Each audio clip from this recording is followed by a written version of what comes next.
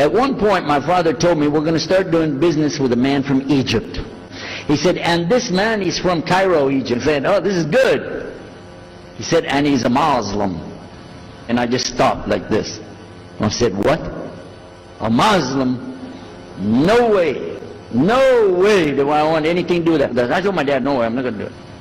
And he insisted. He said, I want you to meet this man. He's very nice. He said, I want you just to meet him. I said, all right, I'll do it for you, but I'm going to do it my way. I'm going to go to church. And it's going to be on Sunday. When I come out of the church, I'm going to have my Bible under my arm. I'm going to have the salib. I used to carry a big cross. I'm going to have my cross with me. And I'm going to have my hat that says, Jesus is Lord. And I'm going to have my wife, born-again Christian, with me. And we are going to get this demon, devil, infidel, Muslim, and we're going to show him Jesus. And this is a true story, by the way. We went to church. Strangely enough, the preacher was preaching out of the Old Testament about salvation coming at the time of David, which really puzzled me, because according to Christianity, it's coming through Jesus. And it really, that opened the door for me, but that comes up later in the story. Now, when I get there to my father's store, I'm looking around, you know. I'm looking for somebody wearing, you know, a long white robe and some kind of black, you know, thing over that, with a long beard, and I guess I was looking for me, what I said, where is he? I'm ready. My father said, he's over here. I said, where? I said, here. This is a normal guy. He didn't have a beard. He didn't have any hair at all. How do you do?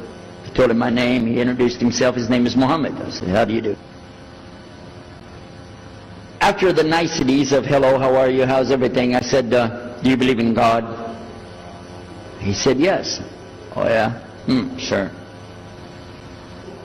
He said, yeah. Abraham? Yeah. What about David and Suleiman? He said, yeah. So when I meet this man, I'm impressed that he's believing these things, but I thought maybe he's just saying it. So I even asked him, what about Jesus? Because I thought maybe they're kind of, first I thought Muslims were like Hindus. That was first. And then when he said he believed in some of the things of the Bible, I said, okay, maybe they're like Jews. So that's when I said, yes, but what about Jesus? Do you believe in Jesus? And he said, yes. I said, okay, wait a minute. This is going to be easy. I can convert this guy. And in fact, I took him immediately out to have tea together. We sit together, drink tea, talk a little while. And I started trying to preach to him right away. And he sat there. Okay. He's a graduate of Allah's heart. And he's, like this. During Ramadan, some of his friends that he was staying with, they had to move their apartment around or something. And he was going to go stay in the masjid for itikaf in Ramadan. It's normal. We didn't understand. I thought he has nowhere to go. And I told my dad, this man has nowhere to go. And my dad said, no, he's got money. I said, no, he doesn't. Daddy, I'm telling you, he has no place to go. I heard him say he's going to go live in the mosque. So I said, let me offer that he can stay at our place. And my dad said, no, you don't do that. That's not right. I said, no, I'm going to offer it to him. I went to him and I said, how would you like to come stay at our place? He said, no, I want to go and stay there. I want to stay in the mosque, and it's something good. I said, oh man, look at this poor man. Please come and stay in our house. And he said, no, I can't. I need to go stay over there. So I told him, listen, no. I want you to come and you can pay. You can pay money and stay with us. He said, how much? I said, $15 a week. Which in America is like nothing. And then he kind of hesitated. I said, and we'll pay for all the food. He said, okay, all right. So he came and stayed in our house. And I said, well, now that's good. I'll travel with him and go with him in places, and he'll see and he'll learn about Christianity. Over a period of time, I came to learn a lot of things. In fact, I tried to debate with him about many things, but he was so wise and well educated that he could see what I was doing and he would take it easy and let me win every debate. But if he wanted me to lose, I was going to lose. This was how well he can handle it. Now look, I have 2 visitors in my house. One is a Catholic priest, the other is a Muslim. And I'm thinking I can get the Catholic priest and convert him to be a Protestant. At the same time, I'm going to catch the Muslim and bring him over to Christianity. High aspirations. But it didn't work. Some strange things began to happen. We would sit around the table at night to discuss what is the Bible and what's the salvation. My father has a Bible, it's called King James Version. But I work out of a different one that I've had since 1953. It's called the Revised Standard Version. So I began to preach out of mine, which doesn't match. And my father said, no, it's this way. I said, no, it's this way. Now my wife comes up with her Bible from Jimmy Swaggart. It's called the Good News for Modern Man. The Catholic priest, he's got another Bible. And I never even knew about this subject until then. And he's saying this, and I'm saying that. My father's saying something else, my wife's saying something else. And all the time, Muhammad the Muslim is sitting over there like this. So we asked him, I guess it was me, I asked him, I said, well, how many versions of your book, your Quran, do you have? He said, the Quran has no versions. There's only one. It's original. It's in the Arabic language. ذَلِكَ الْكِتَابُ لَا رَيْبَ فِيهِ. This is the book that has no doubt. Hudal al-Muttaqin. It's guidance for those who have taqwa for Allah. So when he's telling us that the Quran is one, I'm going, huh? And it's in the original language. We still have it. You know what I was thinking? He's lying. I was sure he was lying because he could see the problem we were having, and he just sat back and made that up. But I don't know Arabic at that stage, so I don't know what to say. You know, maybe, I don't know. And he left it at that. He didn't try to preach. But it put a big doubt in my mind now about, we got all these books, he's got one, and la rayba fi, no doubt in it. So another time we had another discussion that came up. Now this time I went to the other preacher who had the cross. And I was asking him, I want to be able to explain the Trinity. He said, you know the Trinity. I said, yeah, I know. But I want to know the way to explain it so a human being can just understand it. He said, okay. It's like an apple. Just take an apple. The apple has a shell around the outside, the skin. Inside is the meat. Inside of that is the seeds. Okay? 3 things, 1 apple. That's the way. I start going back. I'm going to tell this Muslim about the Trinity. But on the way, I remember his arguing with me, his way of debating with me. I said, no, he's going to tear me apart. As soon as I say seeds, he's going to say there's more than one. So it could be 7 or 8 or 9 or 10 gods all rolled into one. No. It's got to be special. It doesn't work like that. Let me go back and try again. So I went back to him. I said, what if he says there's more than one seed in there? He said, okay. He said, okay. Forget the apple. I said, okay. It's like the babe, the egg. Use the egg. The egg has a shell. Inside of the egg is the white. Inside of the white is the yellow. 3, 1 egg. That's it. That's good to go. Now I start going home again, and it hit me. Wait a minute. The egg could have a double yolk. God becomes 4, just like that.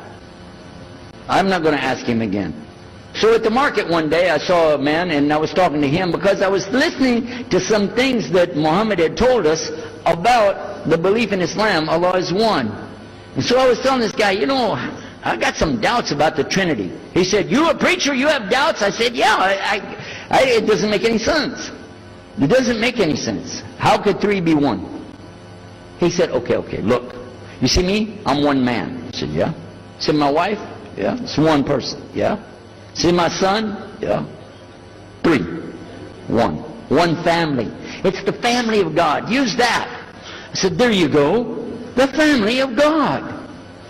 You don't get very far on that one, and you realize right away they could have another kid just like that. But worse, they could get a divorce. You want a God that can get a divorce? Huh? So we ask Muhammad, we say, okay, what do you say about God? What do you think he said? أعوذ بالله من الشيطان الرجيم بسم الله الرحمن الرحيم قل هو الله أحد الله الصمد لم يلد وَلَمْ يُلَدْ وَلَمْ يَكُنْ كُفُوًا أَحَدٌ. Boy, that's exactly what I already think, but I can't admit that. But I could see for sure God is only one, and that, so I totally forget the Trinity thing. My dad never did believe it anyway, so he had no problem with it. The priest asks the Muslim, can I go to your church with you? The mosque. He said, sure, come on. Well, he went, and they came back. So he took the priest aside and said, come here, come here. What do they do? What do they do in there? Tell us, what did he do? He said, no, they just stand there like this, and they pray, and they leave. I said, what? They pray and leave? I said, yeah. Okay, what kind of music do they have? He said they didn't have any music. No music? How in the world are you going to worship God without music, man? So I asked him, Muhammad, you guys don't have any music? He said, no. So then the priest asked again another time, he wanted to go back to the masjid again. He went, this is middle of July, 1991. He went to the masjid, so they didn't come back. All night we're waiting. What happened? Very late they came back. And when he came in, I looked, there's Muhammad, I recognize him. Who's the guy with him though? He's wearing a white jalabiyah, white dress like this. Has a white pillbox cap on his head. And I looked at him and I said, Pete. His name was Father Peter Jacobs, but we're not, Catholic, so I don't have to call him Father. I said, Pete, did you become a Muslim? He said, Ashhadu an la ilaha illallah, Ashhadu Muhammad Rasulullah. I said, oh my God, this is too amazing. Now here I'm preaching to the people and I'm trying to change what I'm saying, and here's a priest just became a Muslim. My father's saying it's a good deal, it sounds all right to him, and I don't know what to do. So I decided I'll talk, make mashura. I talked to my wife. We have an apartment upstairs. We were in our apartment up there, and I'm telling her, a priest became a Muslim today. What is that? And can you imagine what they were saying about the Quran and saying about this and so and so? All of a sudden she said, I want to get a divorce. Oh, whoa. It's not the subject, but what happened? She said, no, all this talking about religion and talking about Islam, and so I can see. I said, oh, no. No problem here. No problem. I said, you thought I was just observing somebody else. No, I'm not interested. Trust me. I don't want to be with those Muslims. Last thing I want to do is be with a Muslim. No way. Just put your mind at ease. She said, I need a divorce. I said, where are we going with this again? What's the problem? What happened? She said, a Muslim can't be married to a Christian. I said, what? No, wait a minute, hold on. I don't, look at me. I'm telling you, I swear I don't want to be a Muslim. Okay? And even if I did, don't you remember what he said? A Muslim man could be married to a Christian woman, it's not a problem. But I'm not saying I want to, I'm just saying it's not a problem. She said, that is the problem. A Muslim woman can't be married to a Christian man. I want to be a Muslim, so I need a divorce. I'll never forget, I was sitting right on the edge of the bed, just sitting there, and I almost fell over. I said, at last, I can tell the truth. I can say it. I didn't realize that she liked the idea. I was afraid. I said, okay, the good news is, I too want to be a Muslim. You know what she said? I don't believe you. I said, no, really. I was just saying that because, but for sure, just so you know, I want to be a Muslim. I've been thinking about it. I want to be a Muslim. We're both going to be Muslim. Alhamdulillah, it's going to be great. Right? You know what she said? I don't believe you because you're either lying right now or you were lying 5 minutes ago when you said you didn't want to be a Muslim. And either way, I don't want to be married to a liar. So get out. So I started leaving. So I went to get to Muhammad and I woke him up. I said, come, you and me, we got to talk. Come with me. And we went outside the house and we walked those country roads until the time for the dawn, the sun to come up at dawn. And all that time I talked to him about What's it like to be a Muslim? How do you have to believe? What do you have to do? Let me hear all of it now. And no more playing a game. I'm not debating, I just want to know. Just tell me. Just tell me what's Islam. I need to know what I need to do. And he told me everything, and I realized this is it. I got to make a decision. This is a big deal, though. And he told me, okay, this is up to you. You have to go make a choice for yourself. I can't help you. I said, oh my God. So when he was praying Fajr, I decided, I've been watching this man praying this direction with his head on the ground. It's so beautiful to see a man humble himself, put his head on the ground to the Rabbil Alameen. Let me try that. So I sneaked off somewhere where nobody could see me, illallah. And then I found a place, a board there, you know, and I bowed down on the ground, and I put my head down on the ground on that board there. And by the way, I'm pretty good at speaking, especially in prayers. I used to make so long a prayer, they wouldn't let me say the prayer at Thanksgiving because the food would be cold. Okay? So, but I put my head on the ground, and only these words came, no more words, just this. Oh God, guide me. That's it. And I was thinking, well, I got to say more than that. Nothing. Oh God, if you're there, guide me.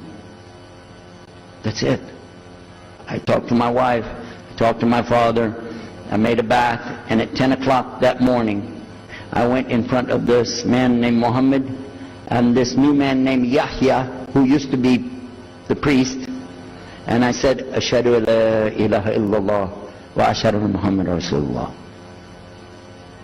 Immediately after that, my wife did her shahada. Ashhadu an la ilaha illallah, ashhadu anna Muhammad Rasulullah. A few months later, my father did his shahada. Ashhadu an la ilaha illallah, ashhadu anna Muhammad Rasulullah. Step by step by step, we saw so many people enter into Islam. We wanted to tell the whole world what is Islam. We wanted everybody to know the real Islam. I said, how could this escape our knowledge? How could we not know about this great and wonderful thing called Islam?